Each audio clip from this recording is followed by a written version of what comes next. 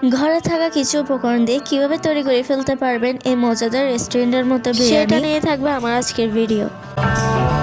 তো hello everyone, আসসালামু আলাইকুম, ইটস মি জান্নাতুল ফেরদৌস লিজা। তো প্রথমে আমাদের যা করতে হবে, একটা কড়াইয়ের মধ্যে তেল দিয়ে সেটার মধ্যে পেঁয়াজ কুচি দিতে হবে। তারপর হালকা আছে সেগুলোকে ভালো করে ভাজতে হবে। সেগুলো হতে হতে অন্যদিকে আরেকটা ডেক্সি নিতে হবে যেটার মধ্যে আমরা বিরিয়ানি রানবো। সেটাতে তেল নিয়ে তারপর পেঁয়াজ কুচি দিতে হবে, দেন হচ্ছে পরিমাণ মতো রসুন বাটা দিতে হবে, আদা বাটা দিতে হবে, পরিমাণ মতো ধনিয়া গুঁড়া নিতে হবে, তারপর গোলমরিচের গুঁড়ো দিতে হবে, তারপর হচ্ছে যে পরিমাণ মতো আমাদের থেকে বিরিয়ানি মশলাটাও দিতে হবে। তারপর আমাদের দিতে হবে বাদাম বাটা। আপনাদের ঘরে ব্লেন্ডার মেশিন থাকলে সেখানেও করতে পারেন বা পাটাতেও বাটতে পারেন। পানি দিতে হবে, তারপর দিতে হবে পরিমাণ মতো লবণ, এবং এখানে আমাদের পেঁয়াজ ভাজা শেষ, এমন হালকা বাদামি কালার করতে হবে। তারপর ওই যে মশলা সেটা চুলায় বসে সেখানে লেবু দিয়ে দিলাম। এখন ভালো করে আমাদের মাংসগুলো ধুয়ে নিতে হবে। আজকে মুরগির বিরিয়ানি হবে আমাদের ঘরে। এখন আমরা করব মুরগির মাংস রান্না। একটা কড়াইয়ের মধ্যে তেল নিয়ে নিলাম, তারপর হচ্ছে পেঁয়াজ কুচি, আদা বাটা এবং রসুন বাটাও নিয়ে নিতে হবে,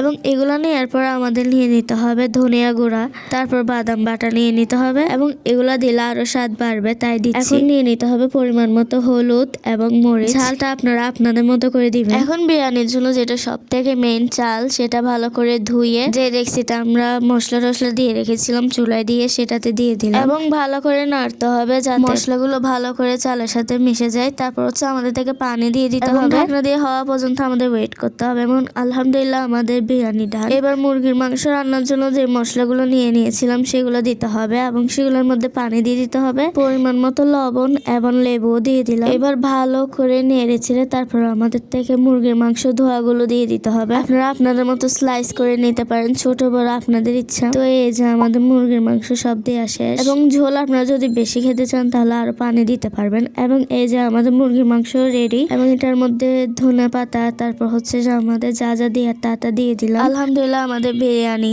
ডান, এবং মুরগির মাংস ডান। তো মজা হয়েছিল এগুলা, আমি কি বলবো ভাই, সিরিয়াসলি অনেক মজা হয়েছিল। ঘরে যদি হঠাৎ কোনো মেহমান চলে আসে তাদেরকে এই বিরিয়ানি অবশ্যই টেস্ট করাতে পারেন, ওরা সিরিয়াসলি আঙ্গুল চাটতে থাকবে। এবং আরো স্বাদ বাড়ানোর জন্য আপনারা এখানে সালাদও দিতে পারেন, যেটা আমি নিয়েছি। তো আমার আজকে বিরিয়ানি রেসিপি আপনাদের কেমন লেগেছে অবশ্যই জানাবেন। সাবস্ক্রাইব।